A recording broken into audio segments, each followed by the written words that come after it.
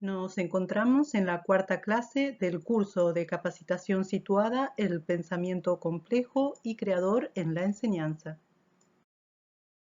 En esta cuarta clase trabajaremos la importancia de integrar obras de arte en las propuestas de enseñanza y en las actividades de aprendizaje. Las obras de arte presentan potencias cognitivas que se complementan muy especialmente con los contenidos conceptuales. Por lo tanto, es preciso pensar en obras de arte integradas al currículum dentro de cada una de las disciplinas enseñadas. Integrar las creaciones del arte implica diseñar, escribir y orientar consignas oportunas para la apreciación, el análisis y la recreación de obras artísticas. Para introducir nuestra reflexión sobre las cualidades diferenciales de las creaciones del arte, nos detendremos en esta obra de Remedios Varo de 1960 titulada Bordando el manto terrestre. Hay ciertas notas distintivas del arte que pueden advertirse de modo condensado en esta escena. El poder de la creación, simbolizado desde los mitos más antiguos en las mujeres hilanderas tejedoras bordadoras, que son quienes traman la urdimbre del mundo y la vida. Las artes, representadas por ejemplo en la arquitectura, que modeló parte de los paisajes culturales del planeta. La poesía, que generó los sentidos legendarios de las pasiones, los dramas y las épicas humanas. La escultura, la pintura, que crearon las imágenes que eternizan la historia. La música, que compone y efectúa los diversos ánimos de la vida. El arte y sus obras, como potencia recreadora bordadora del manto terrestre. Los hilos para el bordado salen de un alambique. Una pócima alquímica mágica los genera. La lectura y la música acompañan u orientan el proceso. El alambique, como instrumento de la mixtura, de la combinatoria de elementos, es el corazón impulsor de la obra de bordado. En las creaciones del arte, los entramados y composiciones son habilitados por el pensar rizomático y analógico transductivo. Estas operatorias permiten recrear lo establecido en la superficie planetaria. Tal como las bordadoras de la torre, el arte ha producido obras que configuran y pueblan la existencia humana, otorgándole sentidos simbólicos que expanden los planos imaginarios y engendran multiplicidad de mundos alternativos. Cuando en la enseñanza y los aprendizajes incluimos obras de arte, obras literarias, plásticas, musicales, estas proveen a la imaginación y al pensamiento mundos ficcionales por los cuales transitar y expandir sus propios límites. Podríamos enunciar como máxima: con cuantas más obras de arte entre en contacto una subjetividad, más se expande su imaginación y pensamiento.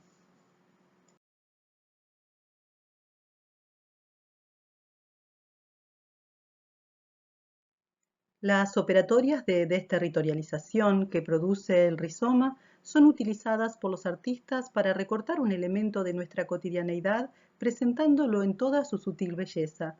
Así lo hace Millet con este diente de león que florece y semilla solitario, silencioso, desapercibido en la vera de un camino, o estos narcisos con violetas que se mezclan con las hierbas en el campo. Por operatorias como la desterritorialización, las obras de arte tienen la capacidad de hacer ver las cosas de nuevo. Logran una intensidad tal que nos hacen conocer de una manera más enfática al mundo y a nuestra propia humanidad.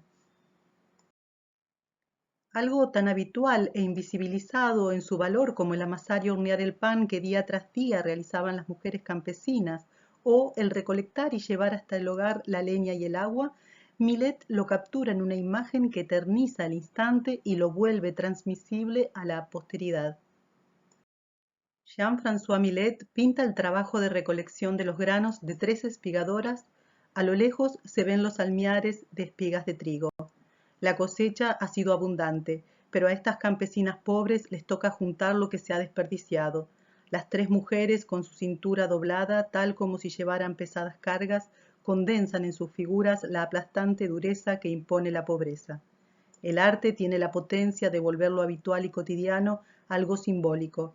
Por ejemplo, una injusticia que se naturalizó e invisibilizó como tal es puesta en evidencia y recreada como algo legendario que convoca el pensamiento. La obra de arte nos hace salir de las circunferencias de nuestro mundo habitual, de las experiencias cotidianas y ordinarias, para entrar en una verdad extraordinaria, a la nuestra, aquella que nos presentifica la obra. Esta es la idea que argumenta y ejemplifica Heidegger en Arte y Poesía, valiéndose de una obra de Van Gogh. En el caso de los comedores de papas de este pintor, la obra nos hace entrar en esa verdad ajena a nuestra propia realidad, que es la escasa cena que comparte esta familia, alimentación incongruente con el esfuerzo diario que han de sobrellevar estos campesinos durante las rudas jornadas y los laboreos del siglo XIX.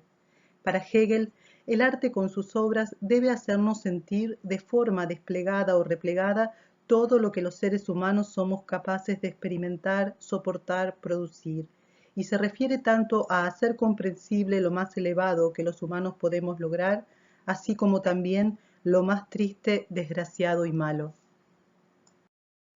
En las obras de arte tenemos una gran potencia cognitiva para asumir otros puntos de vista, para posicionarnos en realidades ajenas, para experimentar vicariamente otras formas de vida.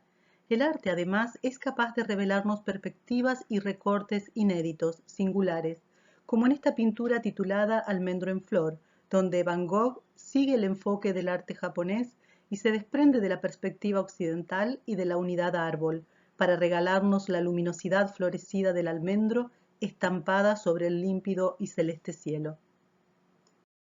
El filósofo George Hans Gadamer ha resaltado la dimensión simbólica de las producciones del arte.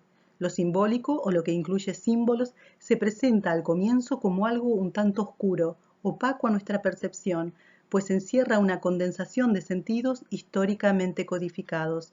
Así acontece con esta obra de Diego Rivera de 1951, titulada El agua, origen de la vida. La obra cubre el piso y las cuatro paredes de un depósito de agua en el Parque Chapultepec que capta la corriente del río Lerma para el aprovisionamiento del DF de México. Afuera del recinto representa al dios de la lluvia, Tlaloc. Una de sus caras mira hacia adentro y se continúa visualmente en unas manos que proveen el agua para los humanos. Diego Rivera se inspira en la teoría de Alexander Oparin sobre el origen de la vida. El mismo pintor explica, un campo microscópico hace ver cómo la energía eléctrica anima los elementos minerales produciendo la primera célula viva. Esta se divide, subdivide y multiplica hasta formar colonias de más en más complejas, que culminan su evolución por ahora en el vertebrado humano. En las paredes laterales se representan emergiendo de la vida acuática las primeras etnias humanas, la asiática y la africana. Lo simbólico es ambiguo porque siempre hay imbricación, sobredeterminación, conjunción de sentidos que gracias a su condensada multiplicidad están abiertos para un libre juego de desciframiento de sus receptores. En la enseñanza hay un cuidadoso trabajo para realizar con las obras de arte.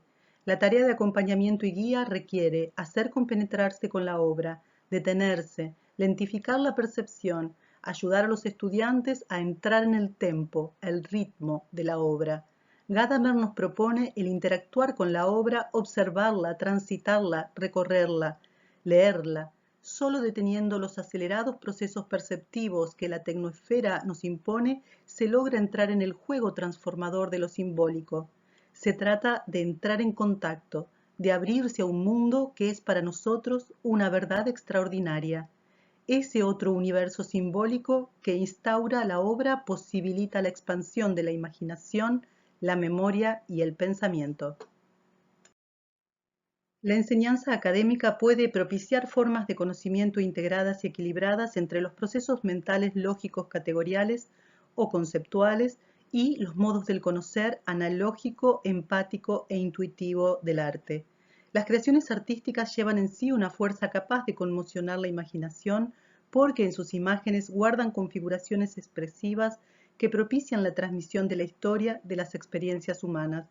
El Laoconte evoca la historia del castigo que recibió el sacerdote troyano por advertir a su pueblo sobre el caballo de madera que los griegos le ofrendaron. Poseidón manda a dos serpientes marinas a que estrangulen a sus hijos.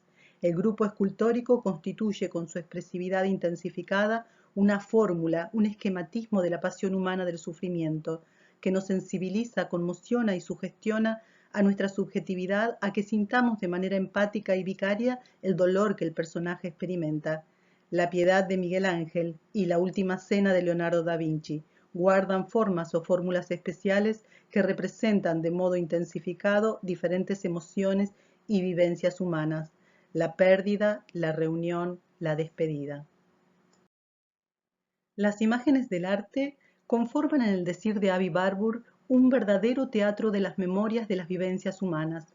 Son, por lo tanto, interpretadas como testimonios de estado de ánimos transformados en imágenes, y en ellas las generaciones posteriores buscarían las huellas de las profundas conmociones que atraviesa la existencia humana. Las imágenes del arte tienen el poder de hacer entrar a una conciencia sensible en otro mundo, de entrar de modo empático y solidario a una realidad lejana y distinta a la propia.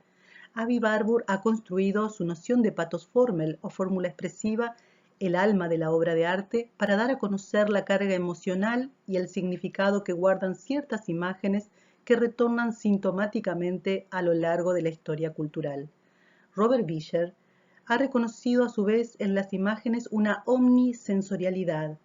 La imagen no hace más que tendernos la mano, toma la nuestra y después nos atrae, nos aspira, nos devora, enteramente en el movimiento mágico misterioso de la atracción empática y de la incorporación. Un grupo escultórico que ejemplifica el poder inductor de las imágenes y las cargas expresivas es Los burgueses de Calais, de Auguste Rodin. La historia de estos burgueses fue silenciada y solo aparece en una crónica de Froissart. Relata cómo el rey de Inglaterra, Eduardo III, en el año 1346, tenía sitiada la ciudad de Calais, en el norte de Francia. Después de un periodo de resistencia, los ciudadanos empezaban a morir de hambre. El rey les pide, para levantar el sitio, que les sean entregados 6 de sus más importantes representantes, con las cabezas desnudas, los pies descalzos, la cuerda en el cuello y las llaves de la ciudad y del castillo en las manos. Rodin creará la tensión intensificada que condensa la partida, donde los 6 burgueses marchan hacia el rey con la llave de la ciudad. El escultor se compenetra con cada uno de los 6 hombres para representarlos en su tragedia. Las imágenes deben contar en sí las múltiples fuerzas que pueden mover a un humano ante la certeza de la propia muerte para permitir que la vida de su comunidad continúe. Y así generó la resignación del viejo que acepta, la ira contenida en unos labios apretados de otro que es joven y se obstina aún en la vida, del que se somete pero cavila ensimismado, del que no puede dejar de volverse sobre su propio cuerpo hacia todo su pasado que ya deja para siempre. Con sus expresiones intensificadas, la obra nos interpela. ¿Hubiera sido yo capaz de ofrecerme por mis conciudadanos? Y si el impulso solidario me hubiera movido, ¿qué actitud habría experimentado luego ya en el camino? Las imágenes de las obras de arte pueden constituirse como una presencia que irrumpe e intriga al sujeto, que abre su intimidad para dejarla disponible a la búsqueda de nuevos sentidos. Una de las funciones que cumple una obra de arte es plantear un enigma, una pregunta, algo que inquieta, pero a la vez moviliza y libera los sentimientos adormecidos por las actividades intelectuales. El conocimiento estético se transfiere por imbricación, con penetración. Es un conocimiento mimético, empático, osmótico, corporal. Esto en tanto el mismo implica una conexión directa entre la percepción y la acción. Walter Benjamin, al igual que Piaget, descubre este tipo de conocimientos en los niños. Estos están en un contacto más directo con las cosas en sí, pues el lenguaje no es aún el mediador eficaz que les nombra y les organiza el mundo. Esto los lleva a percibir una cosa, un animal, una persona y transformarse miméticamente en eso percibido. Mímesis que nunca puede ser copia y que por lo mismo implica una recreación, un acto inventivo. Benjamin considera que un buen ejemplo de la destreza cognitiva del mimetismo creativo estaba en Charles Chaplin. Este supo captar y recrear miméticamente la nueva realidad tecnológica en la vida laboral, social y política de la Europa de la primera mitad del siglo XX. Mimetizándose con la fragmentación de la producción en serie del taylorismo y fordismo, Chaplin inventó sus pequeños ademanes sincopados, que parodiaban la amenazadora fragmentación de la vida humana. En el conocimiento mimético corporal no es el intelecto lo que se comunica con los objetos de conocimiento, sino la base pulsional y sensorial la que se contacta y compenetra. Ya sea que se centre la atención en su modo de caminar o en el manejo del bastón o en la inclinación del sombrero, es siempre esta misma secuencia sincopada de los más pequeños ademanes la que convierte la ley de la secuencia fílmica de imágenes en ley de las acciones motoras humanas. Con sus destrezas y maestrías, el artista es capaz de realizar una transducción entre sensación e imagen. Así plasma en obra lo que capta sensorialmente de su entorno. Las obras de arte operan a niveles más globales que lo intelectual, pues apelan a todos los niveles de existencia. Una de las particularidades de la forma cognoscitiva de las obras de arte es que instalan su presencia como totalidad, como universo, como cosmos perceptivos y afectivos inéditos. Por eso mismo, las obras de arte son capaces de ampliar la circunferencia existencial de un ser humano hacia otros modos de existencia. No operan como los conceptos por representación o comprensión intelectual, sino por contaminación afectiva. Se instalan como un bloque sensorial afectivo inédito que opera como totalidad, como mundo que se impone, que comienza a existir de repente para nuestra propia experiencia. Y así entramos empáticamente en un universo Rembrandt, Mozart, Brecht, Duncan, Woolf, Bergman, Wright, Bausch. Las obras de arte incitan e invitan a una conciencia limitada al estado actual, a los márgenes del presente, a transformarse en una conciencia imaginante. Esto implica una conciencia capaz de concebir y proyectarse en otros órdenes opcionales. Por medio de las creaciones del arte, la imaginación de las y los estudiantes puede ponerse en contacto y entrar en otros horizontes existenciales. Si, como docentes, somos capaces de orientar una observación sensible y empática, podrán descubrir tonos, matices, notas concernientes a otros modos de vida y existencia. La propuesta didáctica incluye una tarea de selección, integración y diseño entre dos estructuras epistémicas y conceptuales. Siempre se ha de partir de la estructura conceptual de la disciplina enseñada y seleccionar un eje temático que quiera profundizarse, enriquecerse con conocimiento estético-pático. Luego se realiza una actividad exploratoria entre las diversas manifestaciones de las artes y se selecciona entre la estructura disciplinar conceptual del arte un referente y una obra. Trabajando entre ambas estructuras epistémicas, la de la propia disciplina y la del arte, se elaboran consignas para la observación, la descripción y el análisis categorial que operará tanto desde los marcos de las categorías del arte como desde los conceptos disciplinares. Para que la experiencia estética sea posible y fructífera, tenemos que pensar en los modos de orientar las actividades con obras de arte. Lo primero que hay que considerar es que es preciso generar un momento, un clima que permita detenerse y vivir una experiencia estética compartida. Es necesario presentar y mediar experiencias grupales donde acontezca el leer, escuchar, observar, transitar la obra, donde de modo colaborativo se exploren los diferentes modos de experimentar las sensaciones, sentimientos, evocaciones que a cada quien la obra provoque, y entre todas y todos encontrar, descubrir y describir lo sugerente, lo desconcertante, lo simbólico, lo ambiguo. Para realizar esta tarea de mediación, guía y coordinación que permite emerger las potencias de las obras de arte, debemos ser conscientes que con ellas podemos conmocionar y sensibilizar las conciencias, promover nuevos modos de percibir el mundo, volver memorables hechos cruciales que atravesaron las comunidades. Y también debemos esclarecernos en que las obras de arte son capaces de abrir un proceso de conocimiento en tanto instauran una duda activa. Si pensamos en las cualidades de las obras artísticas, notaremos que se componen mediante tensiones entre contrarios, que instauran contrapuntos, claros oscuros, paradojas. Esas operatorias de composición son especialmente eficaces como modo del pensamiento, ya que desconciertan y dejan planteada una duda. Otra cualidad de las obras de artes es su condensación de sentidos. Siempre hay un cúmulo de significados, una sobredeterminación semiótica que inquieta a la curiosidad. Esa inquietud y duda que instaura subjetivamente la obra actúa como un campo de fuerza gravitacional que atrae a los modos científicos conceptuales de los saberes disciplinares para que aporten sus explicaciones. Ahora sí vamos a realizar nuestro ensayo modélico. Trabajaremos con una selección de pinturas de Peter Bruegel, quien nació hacia 1525 y murió en 1569. Algunas de sus obras operan como testimonios narrativos de la vida campesina y la cultura popular de su época. En Cosecha de heno, el pintor nos sitúa al final de la primavera.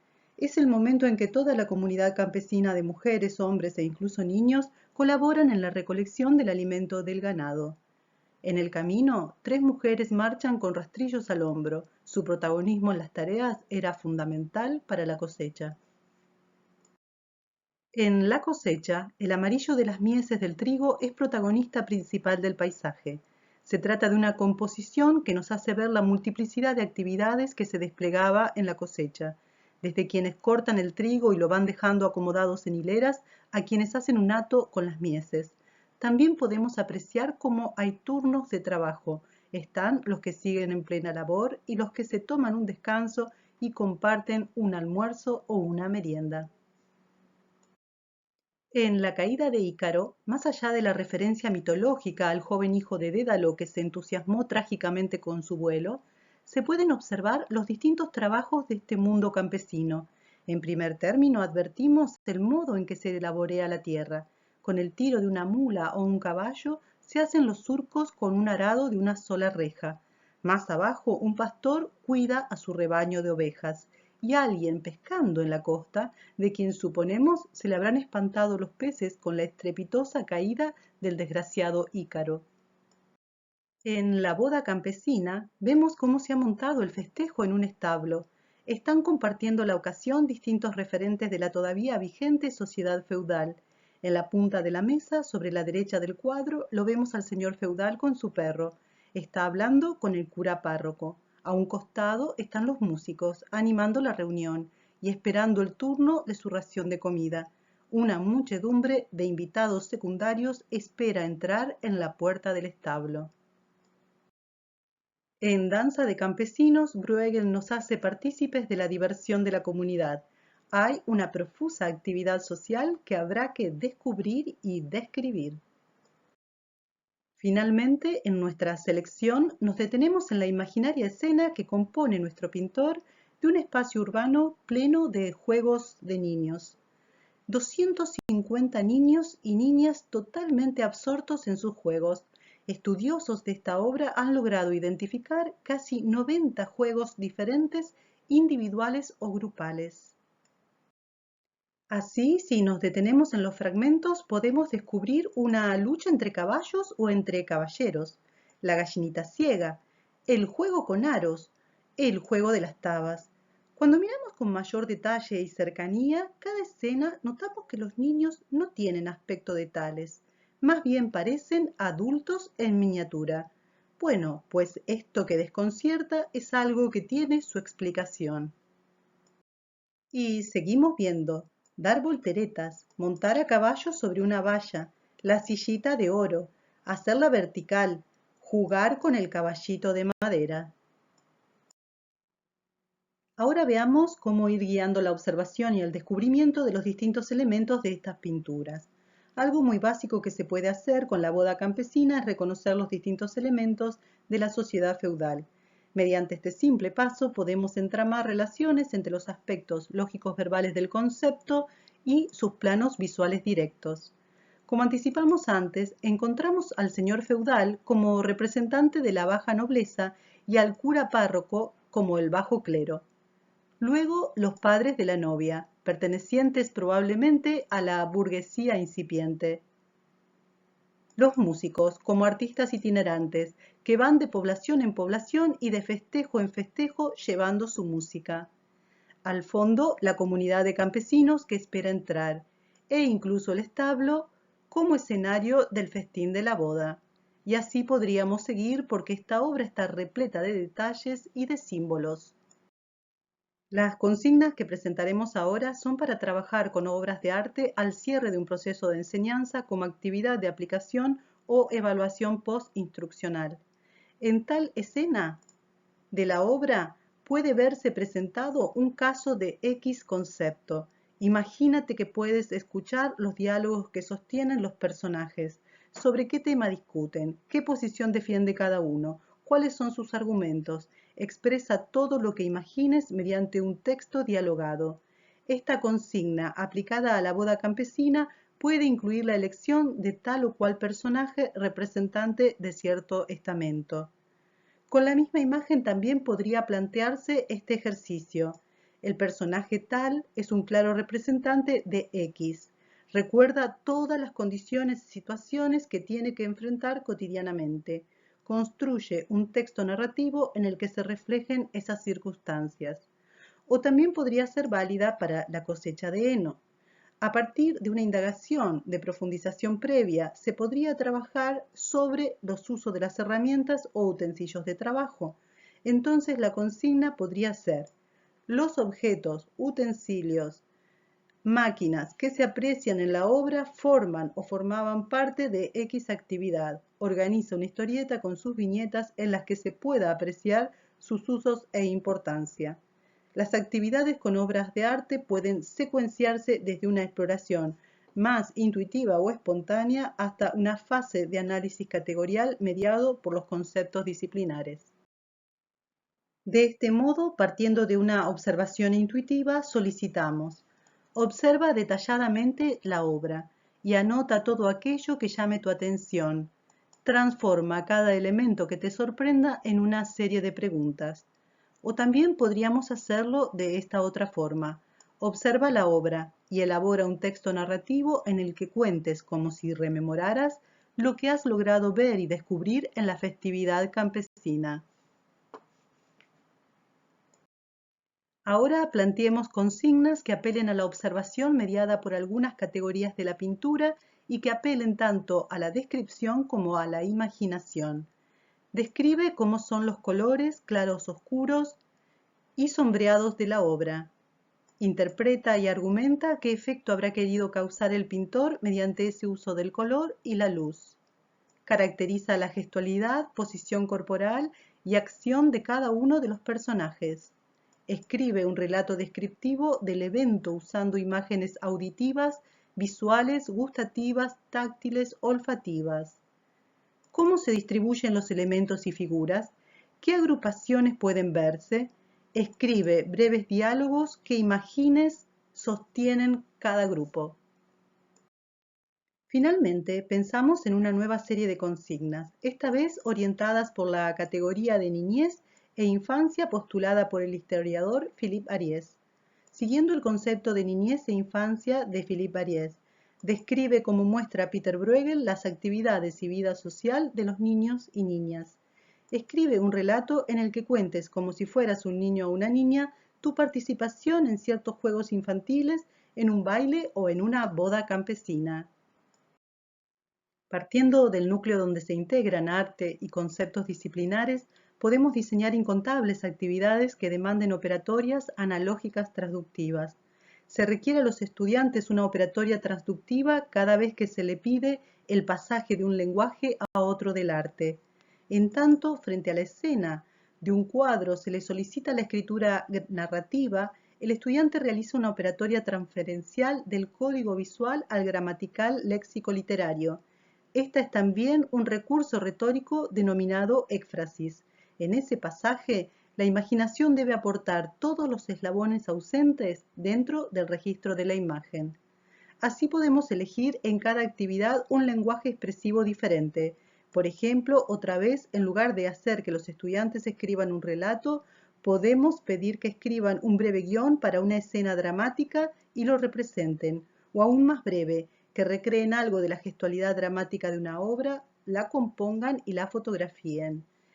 En caso de un texto literario, ¿Se pasa a la expresión visual plástica o también a la realización de un corto cinematográfico o más linealmente a la escritura de una reseña?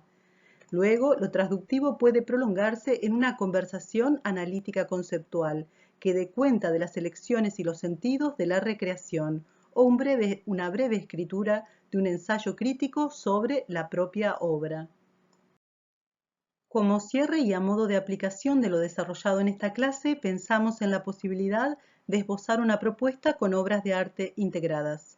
Selecciona un concepto o eje temático de una disciplina que enseñes e integra una obra de arte plástica, arquitectónica, musical, literaria, teatral, fílmica, fotográfica, coreográfica.